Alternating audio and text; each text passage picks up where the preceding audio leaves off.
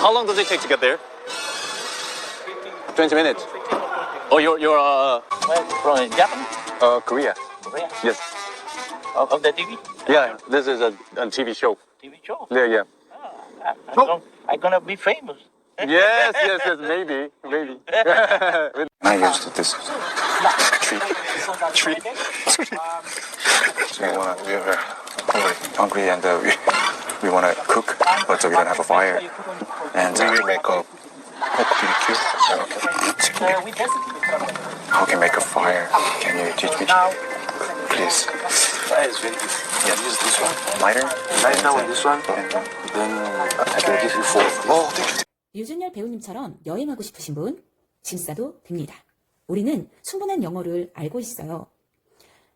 자, 영상에서 류준열 배우는 굉장히 유창하게 영어를 표현하고 있어요. 자, 유창함이라는 것은 복잡함이 아닙니다. 자연스러움입니다. 심플해도 의사전달 잘 되고 있고요. 이런 자연스러움은 반복해서 사용했기 때문에 얻을 수 있는 거죠. 교보문고의 여행 영어 책자를 살펴보러 왔어요. 여기 보시다시피 굉장히 심플하고 우리가 쉽게 알 수 있는 문장들로 구성이 되어 있습니다.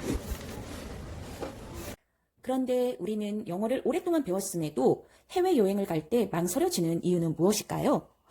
네, 그것은 우리가 영어를 반복하고 사용하는 것을 잘 하지 않았어요. 영어는 언어이기 때문에 반복이 매우 중요합니다. 미국에서는 강아지도 영어를 할 줄 알아요. 강아지들 영어로 훈련을 엄청 많이 받았겠죠? 반복했습니다. 우리는 영어에 대해서 너무 많은 것을 알고 있을지도 몰라요. 타일러도 영어 문법은 영어 말하기에 방해가 될 수 있다고 했어요. 영어 문법이 필요 없다는 것이 아닙니다. 하지만 필요한 것만 우리에게 배울 필요가 있습니다. 그것을 반복하고 사용하는 게 훨씬 더 중요합니다. 자, 예를 들어 영어의 시제에 대해서 배울 때 우리는 12시제에 대해서 배워요. 현재, 과거, 미래, 현재 진행, 과거 진행, 미래 진행, 현재 완료, 진행, 미래 완료, 과거 완료, 현재 완료 진행. 좀 어렵죠. 이런 모든 것들에 대해서 우리가 사용을 하나요? 자, 실제적으로 우리가 사용하는 것들에 대해서는 현재, 과거, 미래, 현재 진행, 현재 완료입니다. 자, 4가지 개념은 우리가 잘 알고 있죠. 한국말과 같기 때문에요. 현재 완료라는 문법이 한국말에선 따로 배우지는 않아요. 현재 완료라는 것은 우리가 경험했을 때 많이 쓰기 때문에 이거는 배워둬야 됩니다. 자, 본 강의 때 형태와 쓰임에 대해서 제가 필요한 것만 정확하게 알려드릴 겁니다. 자, 그 다음에 영어를 가장 어렵게 만드는 것은 많은 사람들이 이야기를 합니다. 어순이라고요. 자, 한국어 어순과 영어 어순 반대이기도 하고요. 한국어 어순은 그렇게 중요하지 않아요. 영어의 어순은 매우 중요합니다. 무엇 때문일까요? 조사 때문이에요. 나는 여행을 좋아해. 이렇게 얘기해도 되고, 여행을 좋아해 나는 여행을. 이렇게 얘기해도 우리는 다 알아요. 여기 다 조사가 붙어 있어요.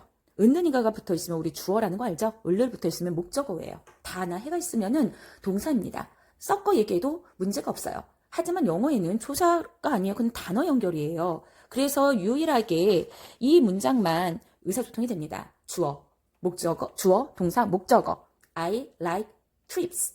이런 식으로요. 자, 외국인의 뇌구조를 살펴볼까요? 외국인의 뇌구조는 첫 단어에는 무조건 은는 이 가라는 게 심어져 있어요. 그래서 주어.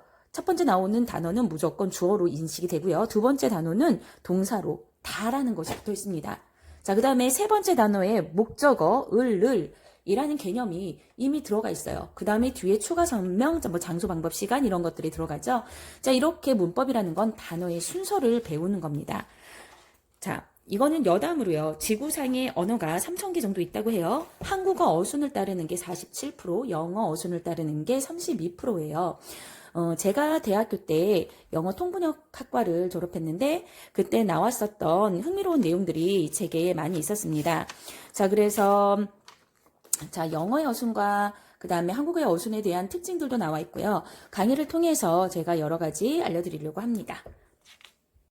자, 또한 영어를 가장 어렵게 만드는 것, 아까 어순이라고 했는데요. 그거보다 더 심각하게 우리를 힘들게 만드는 게 바로 수식어 어순입니다. 수식어라는 건 형용사와 부사를 말하는 거죠. 자, 예를 들어서요. 자, 한국어의 어순에서 모든 형용사는 그 명사 앞에 존재해요.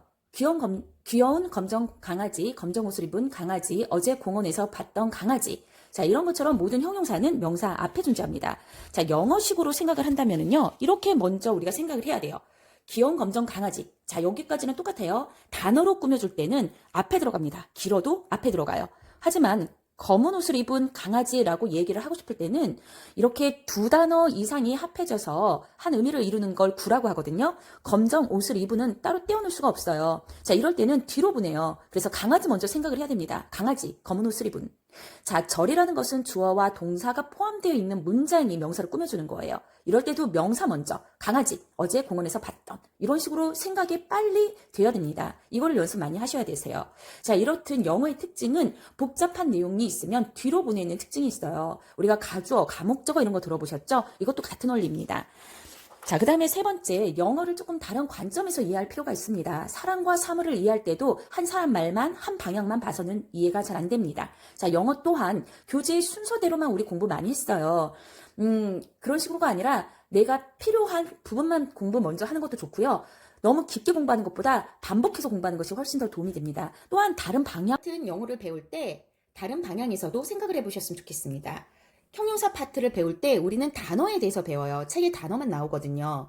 하지만 아까 예문에서도 봤듯이 명사를 꾸미려면 단어, 구, 절 골고루 사용을 해야 됩니다. 자, 그럴 때 우리가 응용을 더 잘할 수 있죠. 자, 형용사 구에는 분사구, 전명구, 투부정사. 자, 이런 것들이 다 명사를 꾸미기 위해 존재하는 것들이죠. 자, 문장으로 꾸며줄 때는 관계사 절을 이용하면 되고요. 강의를 준비하면서 가능한 모든 설명은 드릴 겁니다. 왜냐하면 필요한 부분만 공부한다면 내가 영어에 대한 자신감이 떨어지거든요. 그래서 모든 설명을 다 드리고 필요 없는 부분을 삭제해 나갈 겁니다. 그리고 필요한 영어만 더 집중적으로 공부하면서 반복하고 사용할 수 있어야 됩니다. 반복과 사용은 여러분의 몫이에요. 추천드리는 방법은 영어 일기를 쓰십시오.